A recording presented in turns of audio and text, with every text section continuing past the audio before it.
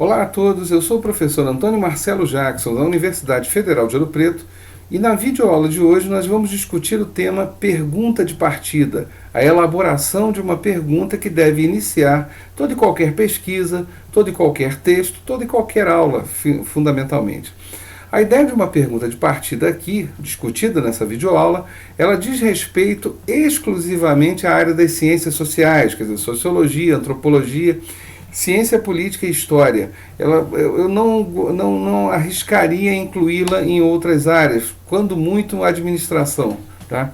Não, porque ela possui certas características que nós vamos verificar aqui, que podem ser aplicadas a apenas essas áreas, tá? Ora, por outro lado, envolve também uma outra questão, tá? São regras que devem ser cumpridas. Caso contrário, se não as cumprirmos, se não conseguimos dar conta desses princípios básicos do seu funcionamento, consequentemente, se trata de uma pergunta, a sua resposta, ou seja, a sua pesquisa, a sua aula, o seu texto, eles estarão fundamentalmente comprometidos, tá? E nesse sentido, nós temos 8 regras que compõem uma pergunta de partida. Vamos ver cada uma dessas regras, suas implicações, e aí vamos tentar entender como é que se elabora, então, ao final, uma pergunta de partida. A primeira regra é que uma pergunta deve ser precisa, ou seja, ela deve tratar claramente de um determinado assunto, e qualquer outra pessoa que não seja o autor da pergunta, evidentemente, que leia aquele texto, vai saber do que ele está falando. Tá? Quer dizer, então, se a pergunta ela não deixar claro o seu tema, então falta a ela precisão. Então nós precisamos corrigir isso, porque precisão é uma exigência, é a primeira exigência básica de uma pergunta de partida. A segunda regra é que ela deve ser concisa. Ora, vamos entender o que seria concisão. Primeiro vamos colocar um limite físico, tá? Uma pergunta de partida, ela deve ter no máximo, se pensarmos aí numa folha A4, tá? Pensamos aí num formato padrão, tá? Que se utiliza normalmente, a pergunta de partida deve ter no máximo 2,5 linhas, tá? Ela não deve passar disso. Por quê? Porque se ela passar de 2,5 linhas, o que tudo leva a crer que vai acontecer o seguinte: a pessoa vai começar a ler a pergunta e no final ela não vai saber do que ela tratou no início. Ou seja, ela vai se tornar uma pergunta prolixa, sem muita clareza, sem muita objetividade. Quer dizer, então a concisão dela pode ser mais ou menos regulada na medida em que vocês coloquem aí 2,5 linhas. E para verificar se essa pergunta de partida é realmente concisa, basta fazer esse teste. Comece a ler a pergunta e veja se ao final você lembra do que está tratando no início. Se lembrar, então ela tem concisão. Caso contrário, então é necessário reformular a pergunta. A terceira regra que nós temos é que ela não deve ser filosófica. Por favor, filosófica aí pensado entre aspas, tá? Vamos deixar claro. O que significa uma pergunta não... O que seria uma pergunta filosófica entre aspas?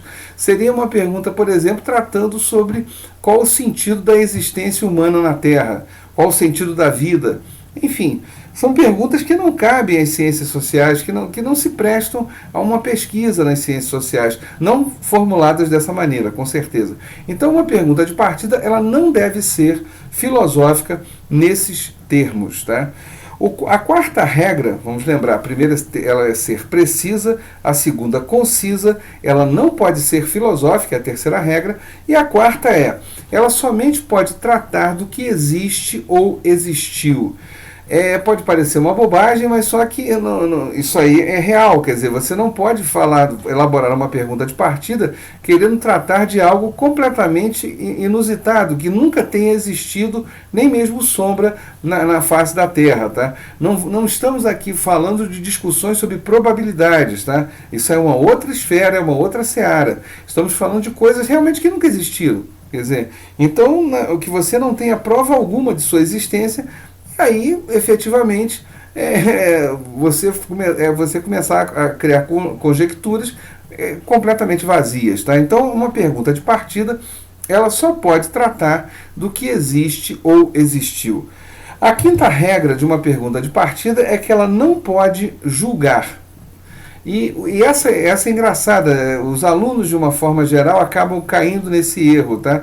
É natural, não há pecado aí, não há crime que o aluno caia nesse erro, porque com o tempo ele vai corrigindo e vai entendendo. O que é uma pergunta que julga? É aquela que já está colocado no seu próprio enunciado algum juízo de valor, tá? Vamos supor, por exemplo, essa pergunta, eu vou apresentar uma pergunta aqui que ela está errada por vários motivos, mas eu vou destacar o motivo de estar julgando. Se eu dissesse assim, é aceitável a desigualdade social no Brasil? Tá? Vamos supor que eu colocasse uma pergunta desse prisma, tá? Dessa forma. É aceitável a desigualdade social? Ora, a desigualdade social já é um problema. Então, quando você já coloca se é aceitável, então você já está colocando mais juízo de valor num problema que já existe. Tá?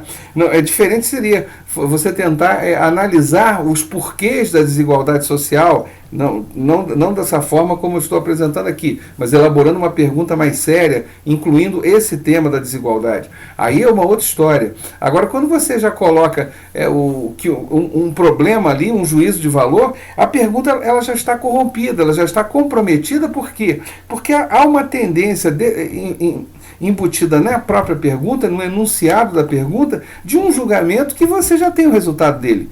Então a resposta que você daria seria com certeza uma resposta errada. Tá? Não teria, ou pelo menos essa resposta não teria sentido nenhum no âmbito das ciências sociais, com toda certeza. Bom, essa é a quinta regra. A sexta regra é que ela deve ser uma pergunta aberta. O que é uma pergunta aberta? Tá? É uma pergunta que não admite resposta sim ou não. Vamos voltar de novo nessa pergunta que eu já disse que estava errada pelo juízo de valor. Né? É aceitável a desigualdade social no Brasil? Ela tem um problema, primeiro porque ela é uma pergunta que já tem o juízo de valor, portanto ela já está julgando. Né? E segundo, tá, que é uma pergunta que ela também é uma pergunta fechada. A resposta dela seria sim ou não. Alguns diriam sim, é aceitável a desigualdade. Outros diriam não é aceitável. Ora, repare que uma pergunta colocada dessa maneira, ela é uma pergunta, portanto, que ela é fechada, quando as respostas são apenas sim ou não. E uma pergunta de partida não pode ser uma pergunta fechada. Ela deve ser uma pergunta aberta. Ora, então ela deve ser precisa como primeira regra, ela deve ser concisa como segunda regra, ela não deve ser filosófica, essa é a terceira regra, ela não pode julgar, é a quarta regra, ela deve ser aberta, tá? Quer dizer, ela deve possuir, como é que eu vou dizer, condições de um enunciado grande. Desculpe, eu acabei pulando a quarta regra, que ela só pode tratar do que existe ou existiu. Essas, por enquanto, são as 6 regras que nós temos. A sétima regra é uma das que mais as pessoas cometem erro de uma forma geral, que ela deve ser realista. Tá? O que significa uma pergunta de partida realista? Tá? É uma pergunta que ela deve tratar de um tema aonde, primeiro, o pesquisador deve ter condições de pesquisar. E segundo, tá? Devem existir fontes para serem pesquisadas, tá? E juntando essas duas, que poderíamos criar uma terceira condição aqui, que é, existindo as fontes e o pesquisador tem condição, o pesquisador tem acesso a essas fontes. Quer dizer, repare bem, vamos deixar, realismo é isso, tá? Vamos pensar, por exemplo, nós estamos no Brasil e aí um sujeito elabora uma pergunta de partida cuja pesquisa envolve uma pesquisa, cujas fontes de trabalho, as fontes de pesquisa dele, estão todas guardadas num arquivo histórico da Rússia, vamos supor, tá? Ora, em primeiro lugar, eu perguntaria ao pesquisador, você tem condição de ir à Rússia? Segundo, você fala russo? Né? Você lê e escreve russo? Você tem condições de se manter na Rússia durante um tempo para fazer essa pesquisa? Repare, se qualquer uma dessas perguntas a resposta for não, a condição número 7 de uma pergunta de partida, quer dizer, se ela deve ser realista, ela cai por terra. Por quê? Porque se cada uma dessas... De novo, o sujeito quer tratar de quer fazer um trabalho em que esse trabalho ele envolve uma pesquisa em arquivos localizados na Rússia, tá, em Moscou. Se as respostas forem não, então essa pergunta de partida dele não é realista. Por quê? Porque os arquivos existem, tá? Porém, ele como pesquisador, não teria condições de acessar esses arquivos. Tá? Essa é a grande questão. Perdão. Essa é a questão que se coloca. Né? Ou seja, então eu não posso colocar querer falar de algo que eu não tenha condição, que não seja acessível a mim. Tá? A segunda questão é você fazer uma pergunta de partida onde não existam fontes. Tá? Então você quer tratar de um problema social qualquer, mas não há registro algum daquele problema, um registro que seja acessível, seja por documentos propriamente ditos, seja por obras de arte, estátuas, quadros, que poderiam serem utilizados como fonte de pesquisa, ou depoimentos de história oral. Quer dizer, se nada disso acontecer, então efetivamente o pesquisador ele não tem condição, ele está com uma pergunta de partida que ele não tem fonte para pesquisar. Tá? A ideia pode ser muito boa, o tema pode ser interessantíssimo, porém é uma pergunta que não seria então realista. Tá? Então, quer dizer, o realismo, vamos insistir, tá? Envolve a condição do pesquisador de realizar aquela tarefa. E por fim, essa condição, acho que poderíamos criar aí um terceiro item, tá? Agora de uma forma mais precisa, essa condição envolve também a questão de tempo. Tá?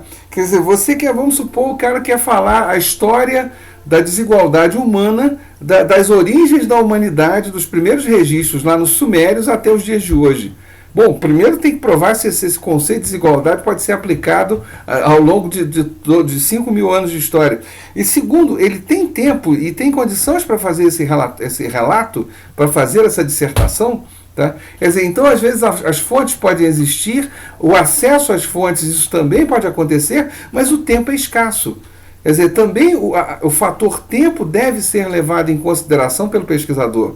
Tá? Realismo, portanto, envolve tudo isso. Envolve a condição da pesquisa, envolve a existência de fontes, envolve o tempo que ele tem para pesquisar. Então, vamos entender que o fato de vocês alunos ou vocês pesquisadores terem às vezes um tema que vocês considerem maravilhoso, e aí em nome disso, mas aí eu assumo as consequências.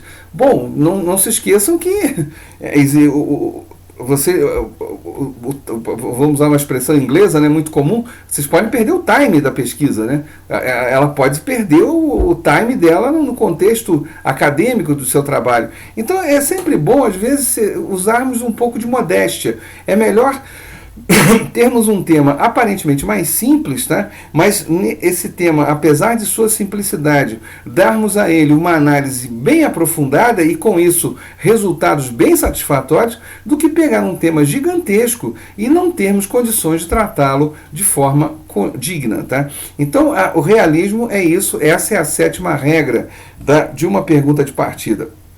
E por fim, a 8ª regra, que é a seguinte: ela não pode ser descritiva, que é outro erro muito comum dos alunos, principalmente, na elaboração de uma pergunta de partida. O que é uma pergunta descritiva? Vamos supor, ainda de volta lá naquele famoso tema da desigualdade, eu posso chegar e falar, vamos supor, descreva a desigualdade, explique a desigualdade no Brasil. Se eu coloco a pergunta dessa maneira, tá? Qual vai ser a resposta? A desigualdade no Brasil ela se dá assim, assim, assim, assado. E ponto. Uma pergunta descritiva, ela, como o próprio nome diz, ela apenas descreve uma situação. E pior, ela não consegue gerar condições para uma conclusão. Então, para que não haja dúvidas que aquela pergunta é descritiva, basta observar esse detalhe. É possível concluir? Tá? É possível chegar a uma conclusão? Vamos de novo a essa hipotética pergunta e completamente errada, né? Explica a desigualdade no Brasil. Aí começa lá o sujeito, a desigualdade é assim, assim, assim, assado. Portanto, podemos concluir que ela é assim, assim, assim, assado. Quer dizer, o pesquisador ele não consegue ultrapassar a própria descrição. Então, uma pergunta descritiva, ela não leva a lugar nenhum. Por isso, uma pergunta de partida não pode aceitar, não pode gerar, não pode produzir uma mera resposta descritiva, uma mera descrição sobre algo. Ela precisa ser analítica, ela precisa exigir na resposta uma análise, uma reflexão sobre algum assunto. Então essas são as 8 regras de uma pergunta de partida, que ela deve ser precisa, que ela deve ser concisa, que ela não deve ser filosófica, somente pode tratar do que existe ou existiu, não pode julgar, deve ser aberta, ou seja, ela não deve admitir uma resposta sim ou uma resposta não, ela deve ser realista nas condições que eu apresentei aqui a vocês, e ela não pode ser descritiva, ela tem que ser reflexiva, ela tem que ser analítica. Com isso, nós encerramos aqui a nossa videoaula de hoje, que eu espero que tenha sido útil a todos vocês. Obrigado e até uma próxima oportunidade.